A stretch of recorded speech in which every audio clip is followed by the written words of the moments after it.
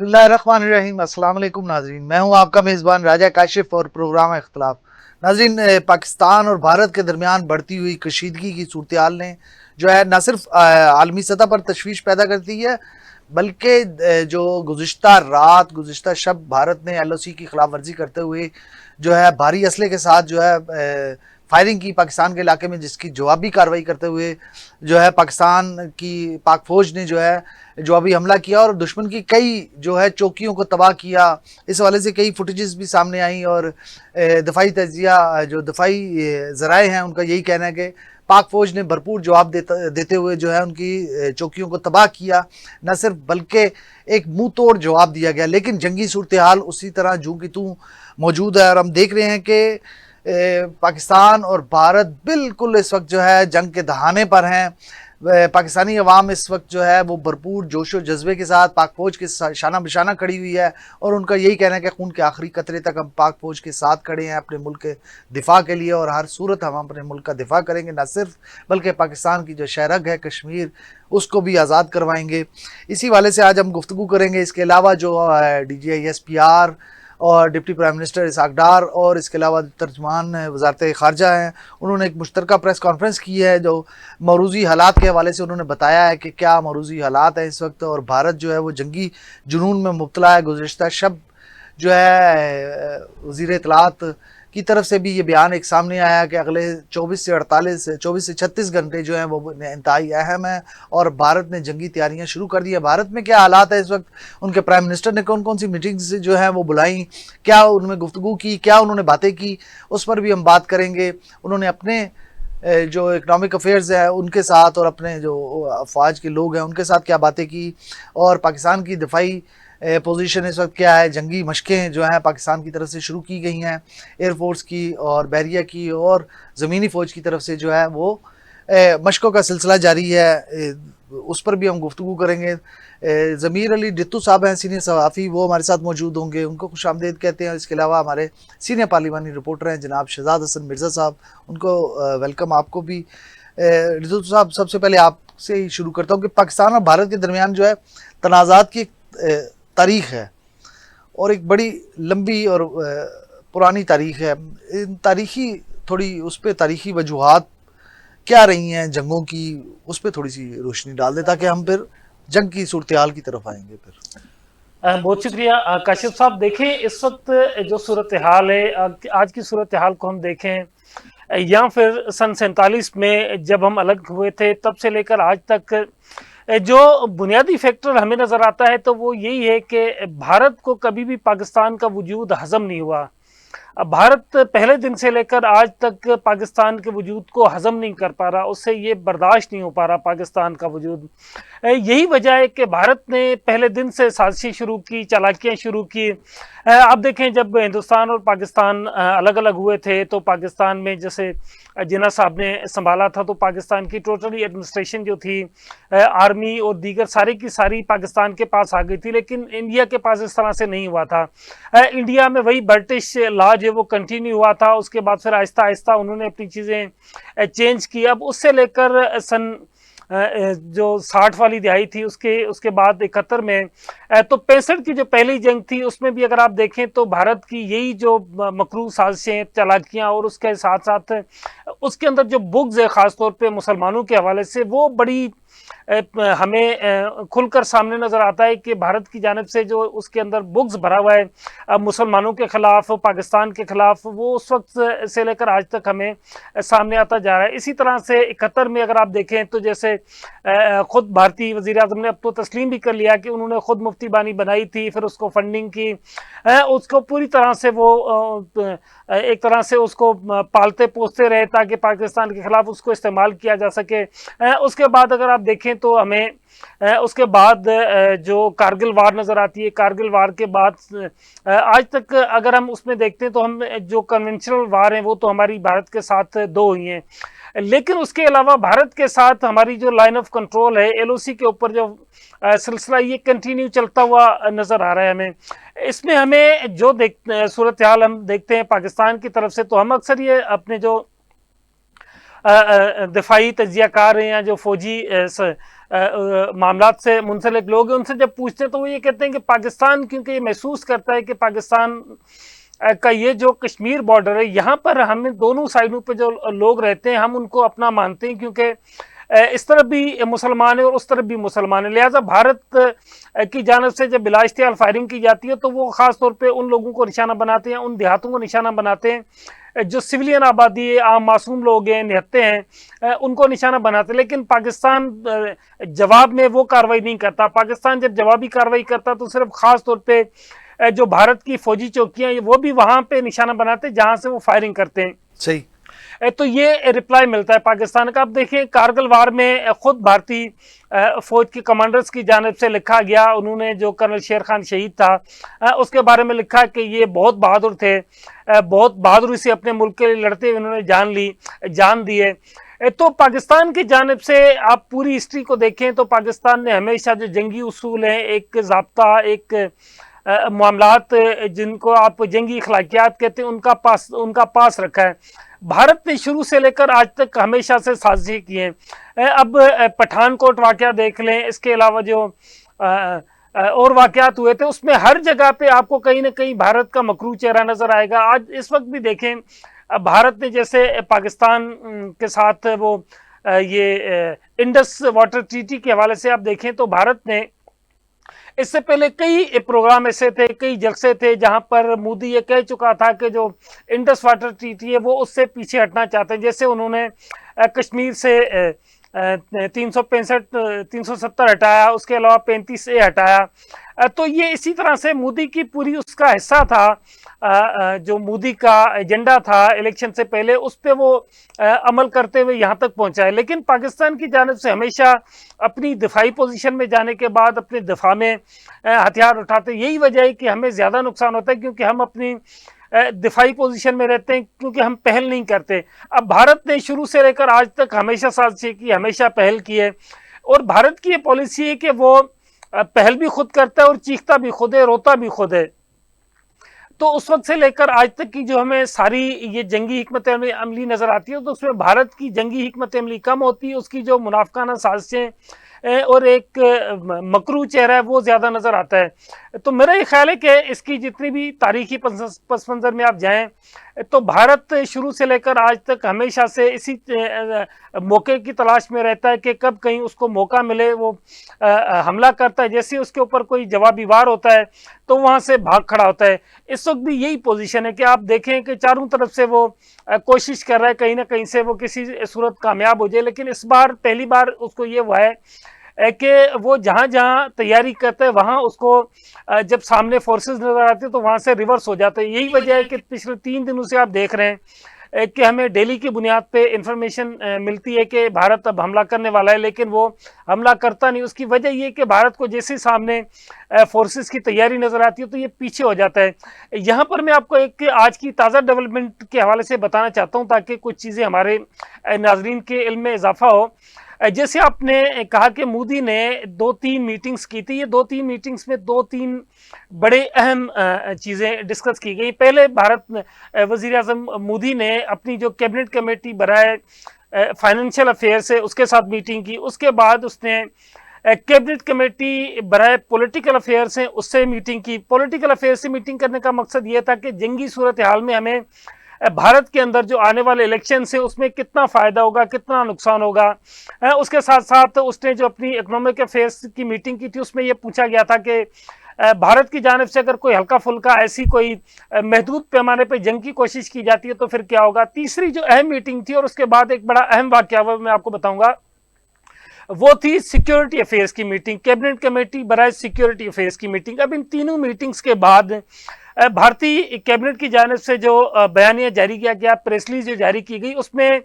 یہ کہا گیا ہے کہ یہ تینوں میٹنگز جو بھارت میں ذات کی بنیاد پہ سینسز ہونے، جو اپنی آدم شماری کو وہ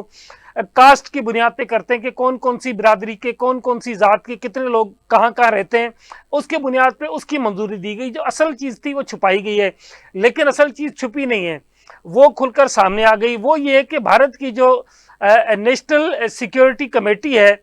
उसको उन्होंने चेंज कर दिया। जो अजीत डोवल थे पहले नेशनल सिक्योरिटी एडवाइजर, उसको हटाकर अब वहां पर चेयरमैन बना दिया गया है। रा का जो साबिक सरबराह था आलोक जोशी, उसको चेयरमैन बना दिया गया है उस कमेटी का, जो कमेटी भारत के नेशनल सिक्योरिटी के जो मामला थे उसको देखती है। और इसकी सारी वजह जो हमें समझ आई है वो यही है कि सबसे पहले तो जो फाइनेंशियल कमेटी के जो फाइनेंशियल अफेयर्स की कमेटी थी उसने मोदी को कहा कि अगर उसने पाकिस्तान के साथ थोड़ी सी भी छेड़छाड़ की तो उसके नतीजे में पाकिस्तान का तो कुछ नहीं बिगड़ा है, लेकिन भारत की जो मुआशी पॉलिसी है जिसकी बुनियाद पे इस वक्त भारत ज्यादा उछल रहा है वो सारी की सारी तबाह हो जाएगी। उसके बाद उन्होंने जब नेशनल सिक्योरिटी कमेटी की मीटिंग में ये सारी बात रखी तो उन्होंने उसको कहा कि आप इस वक्त अगर पाकिस्तान के साथ कोई भी महाजाराई की कोशिश करेंगे तो भारत के वो चीथड़े उड़ा के रख देगा, क्योंकि भारत की जो इस वक्त दिफाई पोजीशन है वो इंतहाई कमज़ोर है। भारत की जो सारी की सारी पोजीशन आपको नज़र आती है उनके टीवी चैनल्स में या उनके जो वो रिटायर्ड कुछ फौजी जिन्होंने शायद पूरी तरह से बॉर्डर देखा भी नहीं है उनकी, उसमें और उनकी जो एक्चुअल पोजीशन है उसमें बड़ा फर्क है। यही वजह है कि अब तक उन्होंने जो नेशनल सिक्योरिटी की जो मीटिंग की थी उसके बाद फौरी तौर पे जो नेशनल सिक्योरिटी कमेटी थी उसको चेंज किया और वहां पर एक जो रा का साबिक सरबराह था उसको रखा है। उसके साथ उन्होंने एयरफोर्स के साबिक सरबराह को मेंबर बनाया, मतलब 7 रुकनी एक बोर्ड बना दिया गया है जो कि नेशनल सिक्योरिटी के मामलात को देखेगा। और यहाँ पर अजीत डोवल की पोजीशन क्या होगी इसका कोई उसमें तयन नहीं किया गया। मैं मजीद भी आपसे तफसीलात दूंगा, बड़ी सेर असल आपने तफसीलात दी हैं। थोड़ा शहजाद साहब से इनपुट ले लेंगे जंग के वाले से। मुमकिन जंग के भारत को हम देख रहे हैं शहजाद साहब के हुकूमत की जारहाना पॉलिसियों ने एक जो है तनाव की कैफियत पैदा कर दी है, और हम देख रहे हैं कि भारत जंगी मशक़ें और सरहदी झड़पें इस बात का इशारा दे रही हैं कि भारत मुमकिन तौर पर जंग की तैयारियों में लगा हुआ है। लेकिन अगर हम अपने पाक फौज की बात करें तो वो भी दिफाए वतन के लिए भरपूर तैयारियों के साथ बिल्कुल अपने वो तैयार हैं बिल्कुल इस चीज़ के लिए। हमने देखा माजी में 65 की जंग देखी, हमने 71 की जंग देखी, कारगिल 1999 की कारगिल वार भी हमने देखी। तो उसमें क्या दोनों ममालिक की सियासी और जंगी हिकमत अमली थी, और अब मुमकिन तौर पर कोई सियासी और जंगी हिकमत अमली चेंज होगी अगर जंग में जाते हैं दोनों ममालिक? तो जी बहुत शुक्रिया काशिफ साहब। बात यह है कि भारत को पहली शिकस्त तो उसी वक्त हो गई थी जब 1947 को पाकिस्तान मार्ज़े वजूद में आया था, और कायद आज़म मोहम्मद अली जिन्ना ने जो कोशिशें की थी, जो एफर्ट्स की थी, उसके नतीजे में पाकिस्तान का मार्ज़े वजूद में आना ही भारत की शिकस्त थी। तब से लेके आज तक उसको पाकिस्तान जो है एक आंख नहीं भाता। आप ये देखें कि तकसीम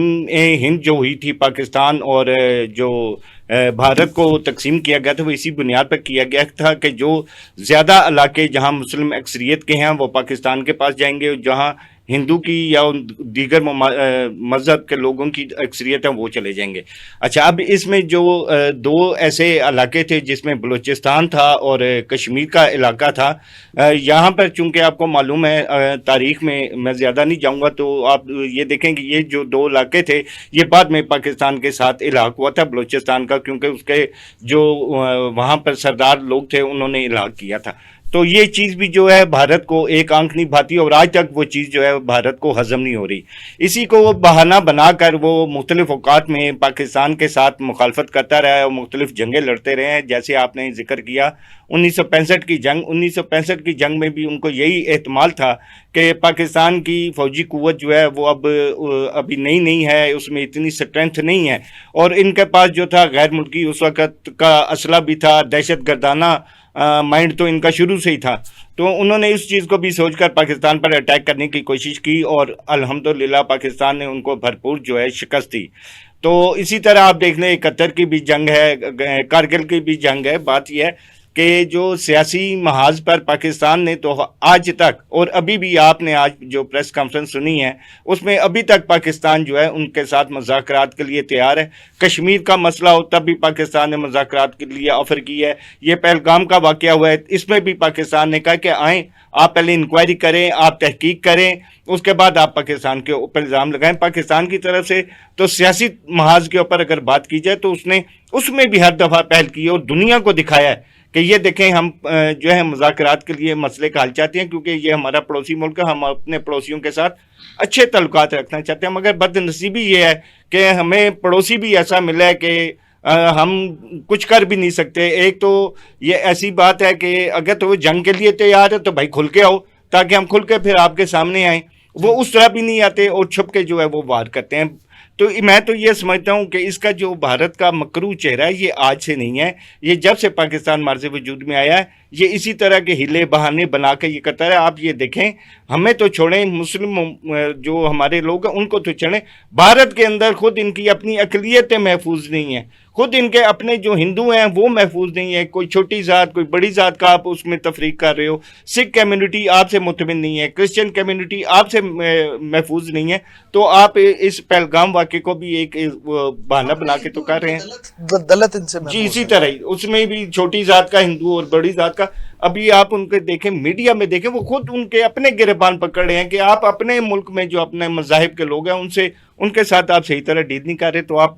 دیگر کے ساتھ کیا کریں گے. تو ان کا جو ہندوانہ ذہن ہے یہ میں آپ کو بتاؤں 1925 میں RSS بنی تھی, 25 اکتوبر 1925 میں, اور انہوں نے ان کا RSS بنانے کا مقصد ہی یہی تھا کہ جتنے بھی مسلمان ہیں ان کی کمیونٹی کو سر کو چلنے کے لیے یہ ایک RSS بنائی تھی, اور تب سے لے کے آج تک وہی کام کر رہی ہے. اور یہ جو حالیہ پہلگام کا واقعے کو بنیاد بنایا گیا ہے, ہمارے ذرائع یہ کہتے ہیں کہ چونکہ اس کو 7 سالہ پورا ہونا ہے, 100 سال انہوں نے پورے کرنے ہیں, تو یہ بالکل ایک اسی طرح کا سرپرائز دینا چاہتے ہیں جیسے صدر ڈونلڈ ٹرمپ نے آ کر تو اپنا ایک جو دہشت گرد تھا وہ اپنی قوم کے آگے رکھا, جی یہ دیکھیں میں نے آتے ہی یہ دہشت گرد پکڑ لیا. تو یہ اسی طرح یہ چاہتا ہے مودی دہشت گرد کہ جو 7 سالہ تقریب آنی ہے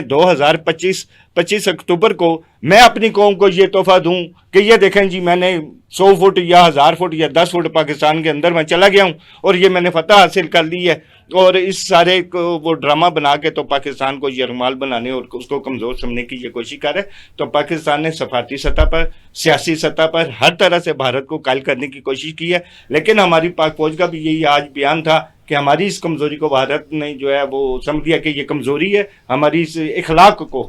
میں کمزوری کہہ گیا, کہ ہمارے اس اخلاق کو انہوں نے ہماری کمزوری سمجھ لیا. تو ایسا ہرگز نہیں ہے, ایسا ہرگز نہیں ہے. ڈٹو صاحب یہ جو حالیہ کشیدگی ہے اس میں صورتحال مزید جو ہے پیچیدہ ہوتی جا رہی ہے. ہم نے دیکھا کہ پاکستان نے اپنا نیریٹو بتایا, کل بھی DGISPR نے اپنا موقف سامنے رکھا, دہشت گردی کا جو واقعات تھے اس میں جو ملوث لوگ تھے, بھارتی فورسز کے جو لوگ اس میں ملوث ہیں, حاضر سروس فورس کے لوگ ملوث ہیں. اس کے بعد آج بھی پریس کانفرنس کی DGISPR نے, ڈپٹی پرائم منسٹر نے اور ترجمان وزارت خارجہ نے. تو ہم نے تو اپنا ہر چیز کھول کے بیان کر دی ہے کہ ہم دہشت گردی سے متاثرہ ملک ہیں, ہم تو فرنٹ لائن کا وہ ملک ہیں جو دہشت گردی سے سب سے زیادہ متاثر ہے. آج بھی ایک رپورٹ پبلک ہوئی, ہم نے دیکھی کہ اس میں بتایا گیا دہشت گردی کے واقعات کے 1100 کچھ واقعات جو ہے 2024 میں پاکستان میں ہوئے, اور ان میں کتنی شہادتیں ہوئیں, سب سے زیادہ KPK اور بلوچستان اس سے متاثر ہے. ہیومن رائٹس کی ایک رپورٹ آج جاری ہوئی ہے. تو کون سے عوامل ہیں کہ زیادہ صورتحال جو پیچیدہ کرتے جا رہی ہیں؟ بھارت ایک مطلب کوئی ثبوت نہیں دے رہا پہلگام واقعے کے حوالے سے کوئی کہ پاکستان کے ملوث ہونے کے یہ شواہد ہیں, کوئی عالمی میڈیا کے سامنے رکھے, کوئی لوگوں کے سامنے رکھے, کوئی بتائے, کچھ پتہ لگے. ایک خاموش واردات اس کی ہے اور وہ بالکل اس پہ خاموش ہے. پیچیدہ کیوں ہوتی جا رہی ہے صورتحال؟ پیچیدہ اس لیے صورتحال ہوتی جا رہی ہے کیونکہ وہ کہتے ہیں نا کہ آپ ایک جھوٹ بول کے پھر آپ کو 100 جھوٹ بولنا پڑتے ہیں اس کو چھپانے کے لیے. اب بنیادی طور پہ بھارت نے یہ سارے کا سارا جو ڈرامہ کیا جس کو لوگ تو فالس فلیگ آپریشن کہتے ہیں, میں اس کو پہلے دن سے ڈرامہ کر رہا ہوں, اور یہ سارے کا سارا جو بچکانہ ڈرامہ کر کے بچکانہ حرکت کر کے بھارت نے سارا کچھ کرنے کی کوشش کی ہے وہ اب اس کے گلے پڑ گیا ہے. مودی اب نہ تو عالمی میڈیا کو جواب دے پا رہا ہے نہ اپنی قوم کو جواب دے پا رہا ہے. اب وہ مودی اس کو گھما پھرا کر کہیں نہ کہیں جو پاکستان کی نفرت ہے اس کو گھما پھرا کر اس پرچم میں لپیٹنے کی کوشش کرتا ہے کہ کسی طریقے سے وہ ہضم کر پائے, لیکن وہ ہضم نہیں کر پا رہا. دیکھیں اگر عالمی طور پہ اگر آپ دیکھیں تو پاکستان نے جیسے جوائنٹ انویسٹیگیشن کی آفر کی تھی بھارت کو, تو بھارت کو چاہیے تھا کہ پہلی فرصت میں اس کو قبول کرتا اور جوائنٹ انویسٹیگیشن کے طور پہ پاکستان کے ساتھ وہ سارے کے سارے شواہد, سارے کی ساری چیزیں رکھتا. لیکن جب آپ انویسٹیگیشن میں جائیں گے تو وہ سارے کے سارے پول کھلیں گے جو کہ اس کے پس پردہ مودی کی جانب سے جو عزائم ہیں وہ کھل جائیں گے. اچھا اس سے اگر آپ آگے جاتے ہیں تو بھارت میں اس وقت آپ دیکھیں تو بھارت میں پہلے دن سے جو چیز آپ کو نظر آ رہی ہے وہ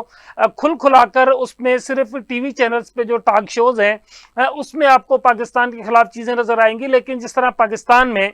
آپ دیکھیں پاکستان کے ہر طبقے کے فکر کے لوگوں نے احتجاج کیا ہے. یہاں پر وہ لبرلز جو کہ ملکی سیاسی حوالے سے پاک فوج سے کچھ اختلافات بھی رکھتے ہیں یا اس کے پالیسی سے وہ کرتے ہیں, وہ بھی کھل کے یہ کہہ رہے ہیں کہ ہم پاک فوج کے ساتھ ہیں. کیونکہ جب آپ سیاسی حوالے سے اپنی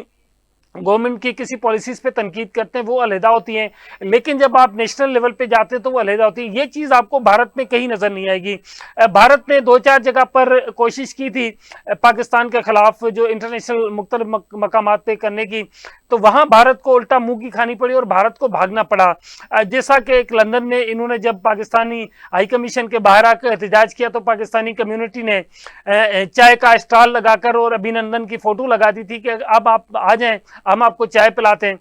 تو سیم صورتحال میں یہ آپ کو نظر آئے گا کہ بھارت کے پاس سے اس سارے واقعے کو شوگر کوٹنگ کرنے کے لیے کوئی الفاظ نہیں. جیسے میں نے آپ کو پہلے بتایا کہ بھارت میں اس وقت اگر آپ اس کو پوری طرح سے جائزہ لیں تو یہ جو جنگ کی خواہش ہے یہ بھارت کی نہیں ہے. بنیادی طور پہ یہ مودی اور RSS کا جو ایجنڈا فالو کرنے والے لوگ ہیں ان کی خواہش ہے. سابق جو انڈین ایکٹر تھا راج ببر, اس کی اگر آپ تقریر سنیں اس نے کھل کر مودی کے بکھیوں دھڑے, کیونکہ مودی کی جانب سے جتنی کوششیں کی گئیں اس سارے کے اوپر انہوں نے کوشچن اٹھائے کہ آپ کی سیکیورٹی کدھر ہے, فوج وہاں کیا کر رہی ہے, فوج کے بعد وہاں پہ میں نے بریک لینی ہے 1 منٹ صرف شہزاد صاحب آپ کا لوں گا. جنگی تیاریوں کے حوالے سے پاکستان جنگ کے لیے بالکل تیار ہے؟ جی بالکل 100% پورے یقین کے ساتھ پورے اعتماد کے ساتھ تیار ہے, اور اس میں کسی کو شک و شبہ نہیں ہونا چاہیے. ہم تو صرف اس وجہ سے رکے ہوئے ہیں کہ ہم پہل نہیں کرنا چاہتے. اگر کہیں سے پہل ہوئی تو انشاءاللہ تعالی غیر اعلانیہ جنگ تو شروع ہے, غیر اعلانیہ تو شروع ہے, لیکن یہ ہے کہ اگر باقاعدہ کوئی بڑی کارروائی کی گئی تو پاکستان اس کے لیے بالکل مضبوط ہے. جی بالکل تیاریاں ہماری 100% انشاءاللہ تعالی. اور ہماری فوج جو ہے وہ قوم کو مایوس نہیں کرے گی, اور ویسے بھی ہماری قوم جو وہ اس طرح کی مایوسی کا شکار نہیں ہوتی. ہم انشاءاللہ فرنٹ فٹ پر آ کر ان کے ساتھ لڑیں گے. بات یہ ہے کہ یہ جو دہشت گرد مودی ہے یہ جنگ کا کہہ کر پھنس گیا ہے, یہ چاروں طرف سے گھر گیا ہے. خود اس کے اندر اپنے ملک کے اندر بغاوت اس کے سر پہ کھڑی ہے, وہ کیسے باہر لڑ سکے گا؟ بات یہ ہے کہ وہ اپنے میڈیا کے ذریعے یہ جنگ لڑنا چاہتا تھا, میڈیا کو اکساتا رہا اور جناب وہ اس بیان میں پھنس گیا, بالکل پھنس گیا. ہم اس پہ مزید بھی گفتگو کریں گے. یہاں پہ مجھے ایک شارٹ بریک لینی ہے. بریک سے جب ہم واپس آئیں گے تو بات کریں گے کہ عالمی جو کمیونٹی ہے اس کا کیا کردار ہے. اس کے علاوہ جنگی تیاریوں کے حوالے سے بات کریں گے کہ پاکستان کی جنگی تیاریاں کس سطح پر ہیں, خصوصاً اگر خدا نخواستہ اگر ایٹمی وار ہوتی ہے تو پاکستان کی تیاری کہاں تک مکمل ہے. اس پر بات کریں گے لیکن ایک شارٹ بریک.